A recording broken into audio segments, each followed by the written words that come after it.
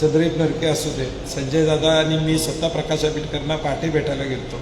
भावकीतलं भांडण काय चाललंय आम्हाला माहीत नाही. दररोज सकाळी आम्हाला नवीन बातम्या ऐकायला मिळते. किती संस्था रद्द होणार, किती संस्था राहणार, ह्या सगळ्यावर उद्या सगळ्या गोष्टी ठरतील.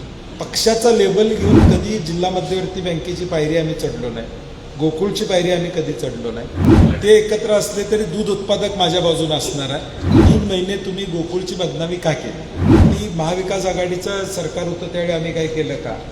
तुम्ही महायुतीचे चेअरमन म्हणून त्या ठिकाणी बसलात. महायुतीचे चेअरमन झाल्यावरच हे सगळं चालू झाले. रणांगण जसं जसं येईल तसं तसं मोहरे ॲटिट्यूडली आत्ताच सगळे सांगण्यात पॉईंट नाही, होतील ना.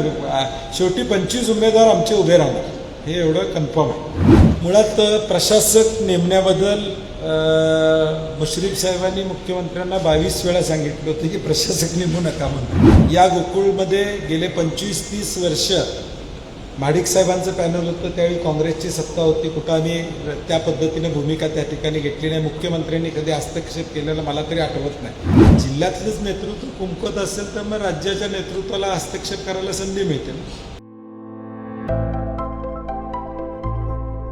नाही, आत्ता सध्या पहिल्या टप्प्यावर गोकुळचे ठराव गोळा करणं हा पहिला टप्पा महत्त्वाचा आहे. आणि त्या टप्प्यामध्ये लोकांनी नियमाप्रमाणे योग्य माणसाचा ठराव करावा अशा पद्धतीचं निवेदन आम्ही सगळ्या डेऱ्यांना पाठवलेलं आहे. आणि एकदा ठराव गोळा झाले आणि ठराव जमा झाले, कारण की अजून भावकीतलं भांडण काय चाललंय आम्हाला माहीत नाही. दररोज सकाळी आम्हाला नवीन बातम्या ऐकायला मिळते. एक भावकी म्हणते बांधावरचं भांडण आमचं मिटलेलं आहे, बांध वाटलेला आहे. दुसरी भावकी म्हणते अजून मिटलेलं नाही, अजून वाटण्या व्हायच्या आहेत. त्यामुळे हे भावकीचं भांडण लोकांच्या पुढे अजून चालू आहे. त्यामुळे आता किती संस्था रद्द होणार, किती संस्था राहणार, ह्या सगळ्यावर उद्या सगळ्या गोष्टी ठरतील. समविचारी नाव आपल्या आघाडीचं नाही, शेवटी तुम्ही बघितलं तर गेल्या 30-40 वर्षामध्ये पश्चिम महाराष्ट्रामध्ये विशेष करून अगदी पुण्यापासून सोलापूर, सांगली, सातारा हा कोऑपरेटिव्हचा बालेकिल्ला राहिलेला. इथं पक्षविरहित सहकारी संस्थांच्या निवडणुका लढवल्या गेल्या म्हणून या संस्था टिकल्या.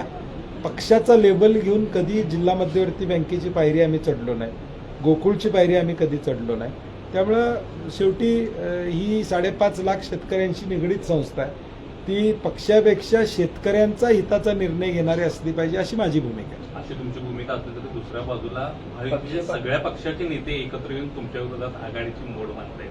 नाही, ते एकत्र असले तरी दूध उत्पादक माझ्या बाजूने असणार आहे. कारण की त्यांना जो शब्द आम्ही दिला होता 2 रुपयाचा 14 रुपये दरवाढ या ठिकाणी दिलेला आहे आणि ते नाकारू शकत नाही. गेल्या 3-4 महिन्यात एवढे आगपाकड झाले गोकुळ अंतर्गत, परत ते एक येत आहेत. त्यातलं साध्य काय केलं तुम्ही माझं म्हणणं तेच आहे की 3 महिने तुम्ही गोकुळची बदनामी का केली? तुम्हाला जर गळ्यात गळा घालायचाच होता तर मग आमचा गोकुळ ब्रँड जो देशभर होता तो बदनाम त्या ठिकाणी तुम्ही का केला असं आमचं मत आहे. म्हणजे मी म्हणलं तसं भावकीचं अजून मिटलेलं नाही का, मिटलंय हे माहीत नाही.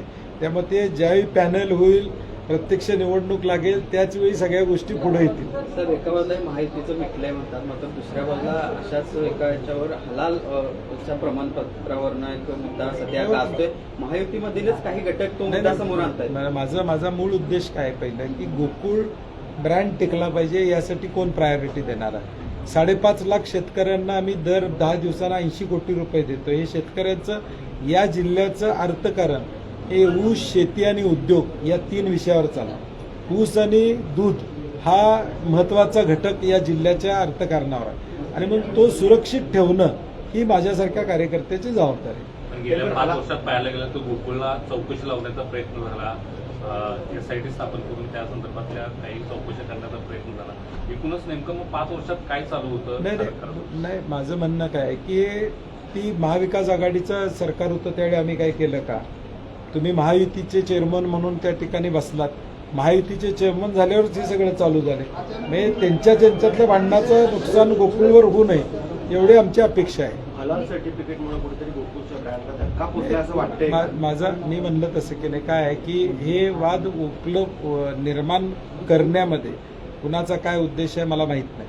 परंतु माझी भूमिका मी काय सांगतोय की बाबा या 5.5 लाख शेतकऱ्यांचं जीवनमान याच्यावर अवलंबून आहे, त्याला प्रायोरिटी माझी भूमिका असते. पण ह्या शेतकऱ्यांचीच भूमिका म्हणून तुम्ही काय सांगाल, कारण सोशल मीडियावरती बायकॉट गोकुळ अशा नाही, पद्धतीने मला campaign वाटतं चालू ते करणं संयुक्तिक नाही आहे असं माझं मत आहे. बायकॉट गोकुळ करणं संयुक्तिक नाही.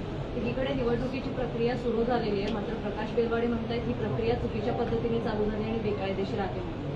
आता चंद्रकांत दादांनी त्याचं उत्तर दिलं पाहिजे. पण एकूणच तर महायुती एकत्र लढणार म्हटल्यानंतर त्यांच्यातच इतकी स्पर्धा आहे की बरेच जण नाराज होणार अशी स्थिती आहे. काही जणांनी काही अंदाज लावून तुमच्यापर्यंत काही संपर्क केलेला आहे का, आणि जर तसं कोण आलं तर आपल्या आघाडीमध्ये त्यांना संधी मिळणार आहे? अजून बरंच पाणी वाहून जाणार आहे, बरेच 2-3 महिने. आता अजून गोकुळची निवडणूक सुप्रीम कोर्टातनं लागलेली आहे, परत त्याच्यावर काय होणार आहे चर्चा अशी आम्हाला ऐकायला मिळते, काय माहीत नाही. रणांगण जसं जसं येईल तसं तसं मोहरे ऑटोमॅटिकली आत्ताच सगळं सांगण्यात पॉईंट नाही, होतील ना. शेवटी 25 उमेदवार आमचे उभे राहणार, हे एवढं कन्फर्म आहे, त्यात काही अडचण नाही. चंद्रजीत पाटील नाराज त्या दिवशी होते, कारण त्यांना बोलवलं नाही असं त्यांची कार्यकर्त्यांची देखील स्टेटस वगैरे त्या दिवशी पाहायला मिळाले. रात्री पालकमंत्र्यांनी भेट देखील घेतली असं समजते. कसं या मी मागचं पॅनेल करताना प्रत्येकाच्या घरी गेलो होतो, प्रत्येकाला सन्मान दिला होता, प्रत्येकाला बोलवून घेऊन पॅनलमध्ये त्यांच्या मर्जीप्रमाणे जागा देण्याचं काम प्रकाश आंबेडकर असू देत, चंद्रजीत नरके असू देत, संजय दादा आणि मी स्वतः प्रकाश आंबेडकरांना पहाटे भेटायला गेलो आणि त्यांना भेटतो. राजेश पाटलांना भेटायला मी स्वतः गेलो. आमची भूमिका त्यावेळी होती सगळ्यांचा सन्मान ठेवून प्रत्येकाला देणं. आता त्यांनी ठरवायचं आहे तुमचा सन्मान कुठं किती ठेवला गेला ते. तुम्ही म्हणताय की पक्षीय राजकारण आम्ही गोकुळमध्ये कधीच आणलं नाही, मात्र आता ज्या पद्धतीने विरोधकांची मोठ बांधली जाते, चंद्रकांत दादा त्याचं लीड करतात, त्याचे ठराव किती असेल तुम्हालाच माहिती. मात्र एकूणच ह्या सगळ्या गोष्टी पाहायला गेल्या तर सरकारलाच कुठंतरी गोकुळवरती हस्तक्षेप करायचा किंवा शिरकाव करायचा दिसतोय का? मुळात प्रशासक नेमण्याबद्दल मुश्रीफ साहेबांनी मुख्यमंत्र्यांना 22 वेळा सांगितलं होतं की प्रशासक नेमू नका म्हणून अशी चर्चा आहे. ते 22 वेळा त्यांचं ऐकलं का नाही मला माहीत नाही, अजून ऐकलं. मुळात चंद्रकांत दादांचं प्रशासक मंडळ करत असताना प्रशासक मंडळाचा अध्यक्ष कुणाला तरी करावं अशी त्यांची भूमिका होती. ते मुख्यमंत्र्यांनी ऐकलं नाही आणि अधिकारी नेमला प्रशासक म्हणून. नाही तर चंद्रकांत दादांचा प्रस्ताव वेगळा होता, प्रशासक कुणाला नेमायचं, त्याचा उल्लेख मी आता करत नाही. आणि उद्याची गणितं मला अजून माहीत नाही, त्यामुळं आज त्याच्यावर बोलणं संयुक्तिक नाही. त्यामुळं प्रशासक तुमच्याच काळात आला, महायुतीचं सरकार आहे, महायुतीचा चेअरमन आहे, मग ही वांदी का लावली तुम्ही, असं आमचं सातत्यानं माझं म्हणणं तेच आहे की बाबा मग या तक्रारी या सगळ्या गोष्टी कशासाठी या केल्या. ताबडतोब मुदत संपल्या निवडणूक लावायची होती. विषय सभासदांनी उत्पादकांनी निर्णय घेतला असता. भावकीचा उल्लेख आपण 2 ते 3 वेळा केलेला आहे. आपल्याला महायुती ही भावकी म्हणायची आहे की स्पेसिफिक कुठल्या भावकीवर? महायुतीतली भावकी, सातत्यानं ती भावकी अजून वेळ आहे. सातत्यानं अध्यक्ष निवडीत देखील मुख्यमंत्र्यांना हस्तक्षेप करावा लागला. आता सुद्धा महायुतीतील भांडण मिटवायला मुख्यमंत्र्यांना हस्तक्षेप करा. कुठेतरी गोकुळचा एक जिल्ह्यातले कंट्रोल मुख्यमंत्र्यांच्या जिल्ह्यातले नेते कुमकुवत आहेत हे दर्शवतं. तुमच्या जिल्ह्यातल्या नेतृत्वांमध्ये कुमकुवतपणा आहे म्हणून तुम्ही करू शकत नाही. या गोकुळमध्ये गेले 25-30 वर्ष महाडिक साहेबांचं पॅनल होतं, त्यावेळी काँग्रेसची सत्ता होती. कुठं आम्ही त्या पद्धतीने भूमिका त्या ठिकाणी घेतली नाही. मुख्यमंत्र्यांनी कधी हस्तक्षेप केलेला मला तरी आठवत नाही. म्हणजे विलासराव देशमुख साहेब असतील, अशोकराव चव्हाण साहेब असतील किंवा सुशीलकुमार शिंदे साहेब असतील, पृथ्वीराज चव्हाण साहेब असतील, कधी हस्तक्षेप केलेला आम्ही तरी ऐकलेलं नाही. परंतु आता जिल्ह्यातलंच नेतृत्व कुमकुवत असेल तर मग राज्याच्या नेतृत्वाला हस्तक्षेप करायला संधी मिळते ना. आविष्कार इन्फ्रा तुम्हाला देत आहे विविध लोकेशन्सवर NA प्लॉट्स आणि प्राईम फ्लॅट्सचे प्रोजेक्ट्स. नंदिनी जाधव नगर, शांत निवांत कोल्हापुरात घर म्हणजेच नंदिनी जाधव नगर. मल्हार रामगिरी, तुमच्या स्वप्नातील बंगल्याची पहिली पायरी. मल्हार रामगिरी हातकणंगले. पॅनोरमा हिल्स आंबा, सह्याद्रीच्या कुशीत निसर्गाच्या सानिध्यात तुमचं स्वतःचं farm house. Padmavira city Jaysingpur, एक आधुनिक लाईफस्टाईल देणारा 1 and 2 BHK होम्सचा प्रोजेक्ट.